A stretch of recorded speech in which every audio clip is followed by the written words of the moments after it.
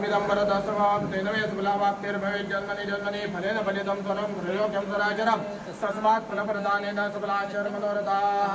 जय देवी परमेश्वरी सातेरी भगवती सपरिवार देवता तुम्हा देवतांनी ज्याप्रमाणे इच्छाशक्ती बुद्धी दिली त्याप्रमाणे प्रतिवार्षिक जो काय या मंदिराचा किंवा देवीचा वर्धापन दिन निमित्तेनं नवचंडी अनुष्ठान करायचं हे सर्व भक्त मंडळी त्याप्रमाणे कमिटी मंडळी ठरवतात। त्याप्रमाणे आजच्या या शुभ दिवशी ब्राह्मणांना बोलवून तर तुम्हा देवतांची सेवा व्हावी या अनुषंगाने म्हणून ग्रहमुख सांगोपांग नवचंडी होम विधान करण्याचे ठरवले। त्याप्रमाणे या कमिटी मंडळी त्याप्रमाणे भक्तजनांनी प्रकाश रायकर यांना यजमान पद देऊन त्यांच्या अनुषंगाने संपूर्ण नवचंडी विधान केलेलं आहे। तर या कार्यक्रमाच्या सुरुवातीला तुम्हा देवतांना नारळ विडा अर्पण करून तुम्हा देवतांचा मान राखलेला आहे आणि तुम्हा देवतांचा मान राखून या कार्यक्रमाची सुरुवात करून आतापर्यंत हे कामाचे नवचंडी होम विधान तुमच्या पायाशी रुजू करून घेतलेलं आहे। तर यामध्ये जर काही तुम्हा देवतांच्या आशीर्वादाने किंवा त्याचप्रमाणे ह्या सर्व कुटुंबीय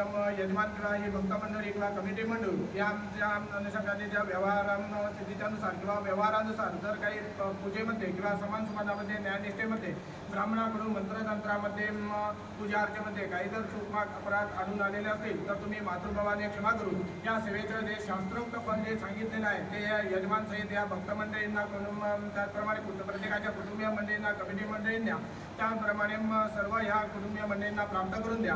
त्याचप्रमाणे संकल्पामध्ये घेतल्याप्रमाणे त्याचप्रमारे ह्या भक्त मंडळींचं पूर्वजन्मापासून आतापर्यंत काही वाचिक जी काही पापा सांगितलेली आहे त्या पापापासून या सर्व मंडळींना मुक्तता करून देऊन व्यवहार सिद्धी करून द्या। त्याचप्रमाणे व्यवहारमध्ये वागताना उत्तम सुविद्या आदी प्राप्त सुबुद्धी इत्यादी मार्गाने व्यवहार सिद्धी होईल असा आशीर्वाद प्राप्त करून देऊन प्रत्येक पोटापाण्यासाठी करत असलेला उद्योग धंदा व्यवसाय नोकरी चाकरी यामध्ये येणाऱ्या ज्या काही अडचणी आहेत त्या सर्व दूर करून तुम्हा देवतांच्या आशीर्वादाने नोकरीमध्ये स्थिरत्व प्राप्त होईल, मनासारखी नोकरी मिळेल आणि यश कीर्ती अखंड लक्ष्मी प्राप्त होईल असा तुम्ही देवतांनी आशीर्वाद प्राप्त करून द्या। अप्राप्त लक्ष्मी आदी प्रत्येकाला प्राप्त करून देऊन चिरकाल सुखदिवासार्थ राहील असा त्यांना आशीर्वाद प्राप्त करून द्या। तसेच प्रत्येकाच्या जन्मपत्रिकामध्ये असणारे संभाव्य दोष असतील आदित्याचे ग्रहांची बाधा असेल ते सर्व निरसन करून आदित्यादी ग्रहांची जे काही एकादश तृतीय आणि सप्तवत जी काही शुभफलं सांगितलेली आहे ते प्रत्येकाला आशीर्वाद प्राप्त करून देऊन प्रत्येकाच्या हातापायाकडे संरक्षण प्राप्त करून द्या। प्रत्येकाच्या शरीरातील कफात इत्यादी काही दोष असतील ते सर्व निरसन करून उत्तम असं शरीर स्वास्थ्य प्राप्त झालं असं तुम्ही देवतांना आशीर्वाद प्राप्त करून द्या। त्याचप्रमाणे प्रत्येकाच्या परिवारामध्ये लहान मुलं विद्याभ्यास घेत आहे तर त्या विद्याभ्यास घेण्यामध्ये त्यांना कुशाग्र बुद्धिमत्ता प्राप्त करून देऊ परीक्षेमध्ये धर्मशील यश संपन्न होतील असा त्या मुलांना आशीर्वाद प्राप्त करून द्या। त्याचप्रमाणे प्रत्येकाच्या परिवारात सौभाग्यवती आहे त्यांना अखंड सौभाग्य प्राप्त करून द्या। पुरुष आहेत त्यांना मांगल्य प्राप्त करून देऊन धर्म अर्थ काम मोक्ष चतुर्विध जी काही पुरुषार्थ सांगितलेली आहे ती पुरुषार्थ प्रत्येक पुरुषाला सिद्ध होतील असं तुम्ही देवतांनी आशीर्वाद प्राप्त करून द्या। त्याचप्रमाणे प्रत्येकाच्या परिवारातील जे काही तंटे असतील ते निरसन करून एकोपा प्राप्त होईल असा तुम्ही देवतांनी आशीर्वाद प्राप्त करून देऊ।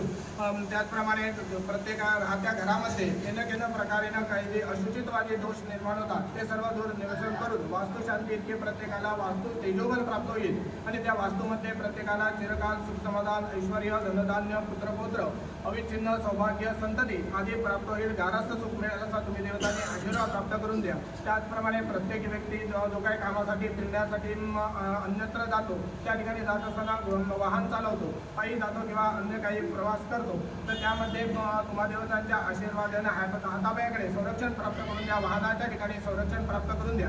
त्याचप्रमाणे तुम्हा देवतांच्या आशीर्वादाने इच्छित मनोकामना जे काही असतील नवस असतील किंवा जे काही मनसा संकल्प करतील ते तुम्हा देवतांच्या आशीर्वादाने पूर्ण होतील असा तुम्ही प्रत्येकाला आशीर्वाद प्राप्त करून द्या।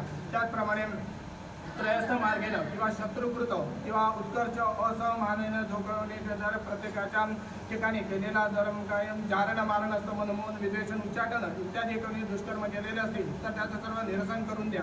भूतप्रेत पिशाचादी क्षुद्र देवतांचं काही अरिष्ट असेल ते सर्व निरसन करून कुलदेवता प्रत्येकाची ग्रामदेवता स्थानदेवता वास्तुदेवता आणि सातेरी भगवती तुम्हा देवतांची अखंड मातृवत कृपा आशीर्वाद प्रत्येकाला प्राप्त होईल असा तुम्ही आशीर्वाद प्राप्त करून देऊ। प्रत्येकाचं जे कुटुंब आहे ते गुणा गोविंद गोकुळांप्रमाणे नांदेल असा तुम्ही देवतांनी आशीर्वाद प्राप्त करून द्या।